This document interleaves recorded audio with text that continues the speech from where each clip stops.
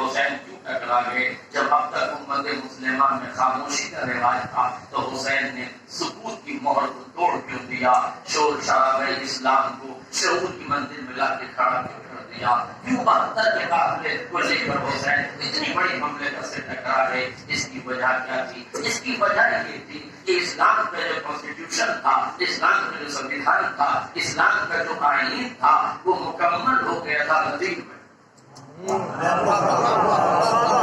وہ مکمل ہو گیا تھا تدبیر میں، اسلامی سنویدھان مکمل ہو گیا تھا۔ دلیل یہ ہے کہ 23 سالہ حیات میں پیغمبر نے قرآن مجید کی آیات کو سنایا تھا، وَمَا يَنطِقُ عَنِ الْهَوَىٰ إِنْ هُوَ إِلَّا وَحْيٌ يُوحَىٰ۔ میرا حبیب اس وقت تک کلام نہیں کرتا جب تک کہ وحی کا نزول نہ ہو جائے۔ اس وحی کے نزول میں چھپا کیا تھا؟ ان الدین عند اللہ الاسلام، اللہ کے نزدیک پسندیدہ دین اسلام تھا۔ ومن یبتغ غیر الاسلام دینا فلن یقبل منہ وهو فی الآخرۃ من الخاسرین۔ روز قیامت اگر کوئی دین چنا جائے گا، قبول کیا جائے گا تو صرف اسلام قبول کیا جائے گا۔ جو اسلام قبول نہیں کرے گا اس کا آخرت میں کوئی دین قبول نہیں ہوگا اور وہ آخرت میں خسارے میں رہے گا، گھاٹے میں رہے گا۔ اس اسلام کے انسٹیٹیوٹ کو، اس اسلام کو، اس دین کو پیغمبر نے آیات ربانی کے ذریعے سے مکمل کر دیا۔ آخری آیت قرآن کی یہی تو نازل ہوئی،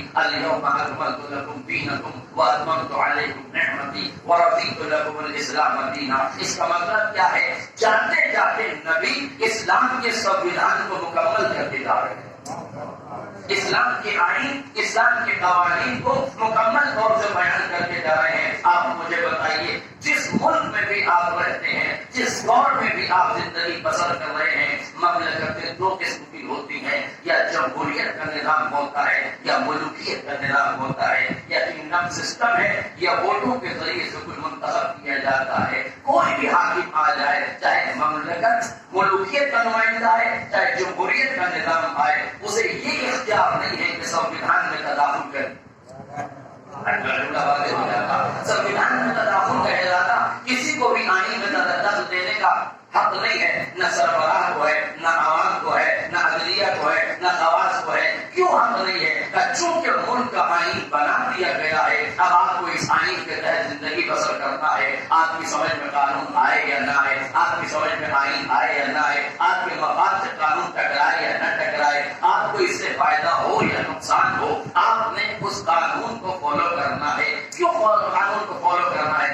اس لیے کہ ملک کے بالغان لوگوں نے سنویدھان بنایا ہے، اہل شعور نے سنویدھان بنایا ہے، اہل علم نے سنویدھان بنایا ہے، اہل عقل نے سنویدھان بنایا ہے۔ تو اتنا تو بتا دو، بندہ بندے کے آئین میں تداخل کرے تو حق حاصل ہے انقلاب کا، اگر کوئی خدا کے آئین میں تداخل کرے، اگر بندہ بندے کے لیے سنویدھان بنائے تو اس کی مخالفت پہ اگر کوئی آمادہ ہو جائے تو اس کی مخالفت میں انقلاب کی کرن کھولی جا سکتی ہے۔ دین کالے قانونوں کے لیے یہ بندہ کا سڑک پر کیوں بیٹھا ہوا ہے؟ یہی تو کہہ رہا ہے انسٹیٹیوٹ کے خلاف ہے، یہ کانسٹیٹیوشن کے خلاف ہے، یعنی سنویدھان کے خلاف ہے۔ اس کا مطلب یہ ہے کہ آج بھی اگر کوئی شخص سنویدھان کے خلاف سنویدھان میں دخل اندازی کر رہا ہے، انٹرفیئر کر رہا ہے، تو لوگوں کو انقلاب کا حق حاصل ہے۔ اب بتاؤ، باتیں باتیں رسول پیغمبر نے جو آئین دیا تھا، جو قوانین دیے تھے، اس میں تداخل ہو رہا تھا کہ نہیں؟ اس میں انٹرفیئر ہو رہا تھا کہ نہیں؟ بالکل ہو رہا تھا۔ دھیرے دھیرے جو حاکم شہر تھا وہ ناظم شریعت بن رہا تھا۔